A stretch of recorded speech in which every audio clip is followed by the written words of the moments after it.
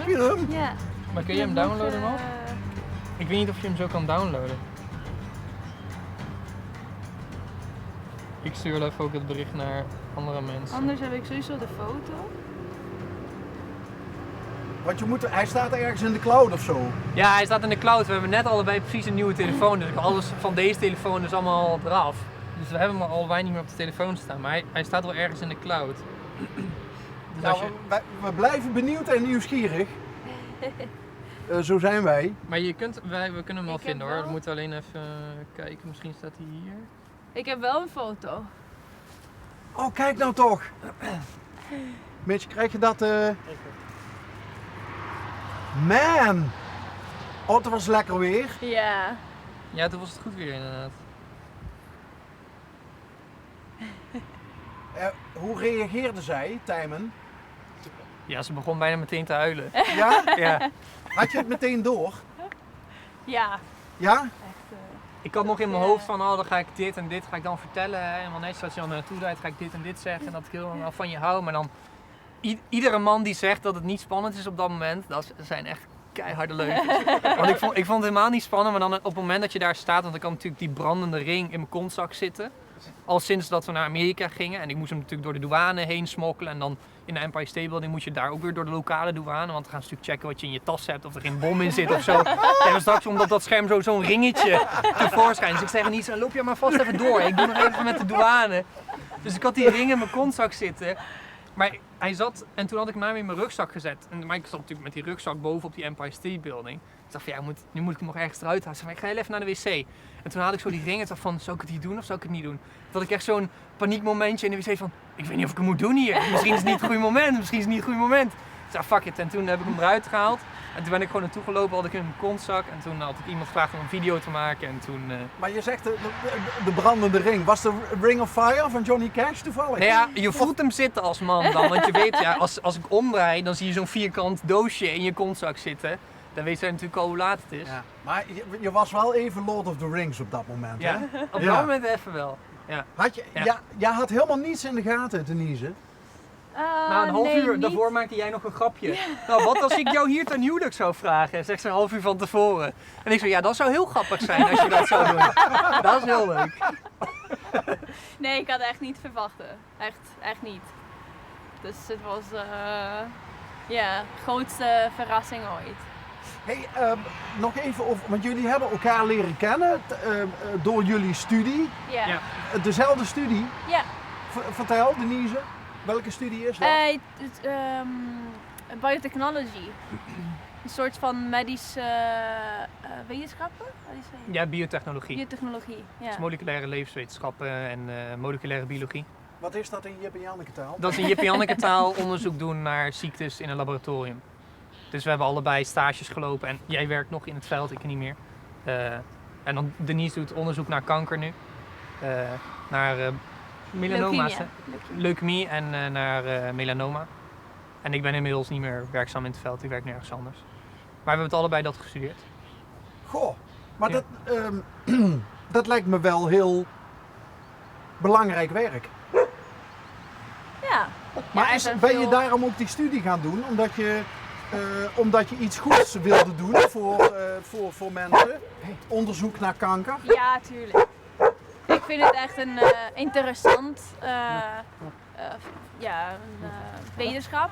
Maar het is ook tuurlijk, jij hebt ook tuurlijk je wilt mensen helpen. En zeker met kanker. En ja, je ziet zoveel mensen die ziek worden door kanker.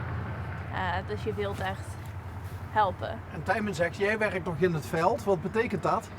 Ja, ik werk nog in een lab. En we maken een therapie met cellen. Dus je gebruikt cellen van mensen om andere mensen te helpen. Ja. Beter te maken. Ja. Maar ben jij dus eigenlijk een beetje afgedwaald van de studie? Ja, zo kun je het wel zeggen. Ja? Ja. Wat ben je gaan doen dan? Ik werk nu als data engineer. Dus ik doe nu data warehouses maken voor allerlei klanten die data van A naar B moeten brengen.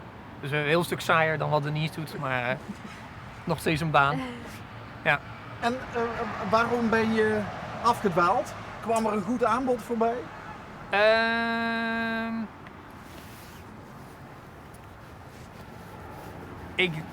Ik was afgedwaald omdat de academie voor mij, de ontwikkeling in de academie ging niet snel genoeg. Ik dacht van nou, dan kun je of naar een bedrijf gaan of je kunt helemaal iets anders gaan doen.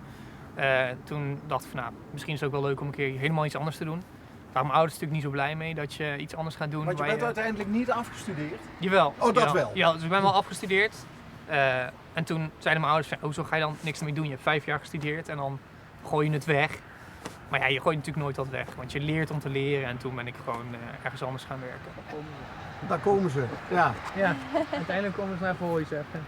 Maar je kunt, het is niet weggegooid, want je kunt meeliften op je toekomstige vrouw. Ja. Want zij is in het veld nog, dus Precies. zo blijf je toch dicht bij het vuur. En je kunt altijd terug. Je kunt altijd terug. En zeker met nieuwe ervaring. Ja, je nu dat ik de kunt nu datakant helpen, weet, soms krijg ik wel eens een aanbod of via zegt van, maar jij doet nu data, je hebt dat gestudeerd. Wij zoeken nog iemand die data en die wetenschap moet weten. Dus Ja. misschien. Dus er zijn opties. Oké. Maar voor nu zit ik hem nog even uit. Nou is dus vorig jaar al het zaadje geplant voor het huwelijk, dit jaar. Ja. Zijn er ook al plannen dan voor Bambini?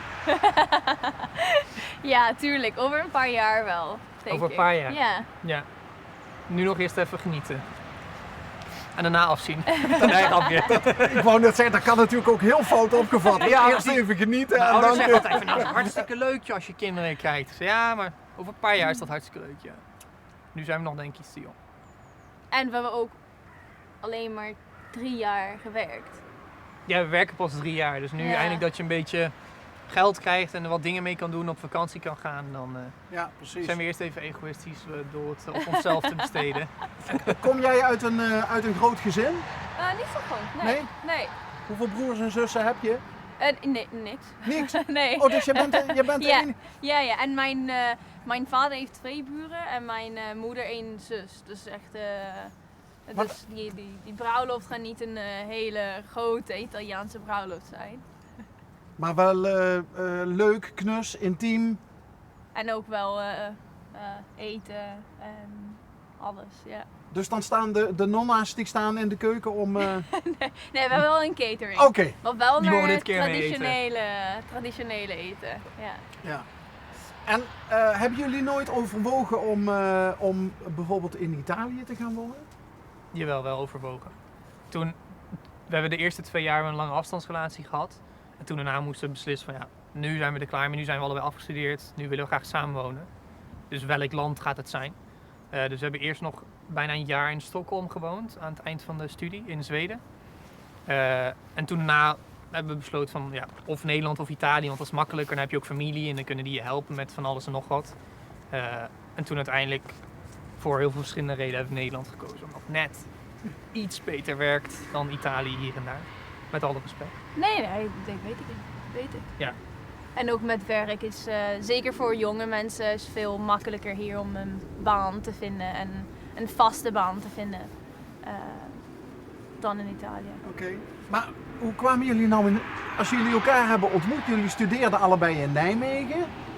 Ja. Hoe kom je dan weer in Stockholm terecht? Ja, aan het eind van de studie moesten we allebei een stage doen in het buitenland. En toen zeiden we, ja, hoezo proberen we niet samen in hetzelfde buitenland op dezelfde universiteit die stage te doen? Want we deden nota bene dezelfde studie. En toen zijn we allebei naar Stockholm gegaan, want daar heb je heel goed onderzoekinstituut Karolinska. En toen hebben we allebei daar 6 maanden stage gelopen in een laboratorium. Ander laboratorium wel, maar wel op dezelfde campus. En toen hebben we dus daar een jaar gewoond en toen daarna zijn we weer teruggekomen.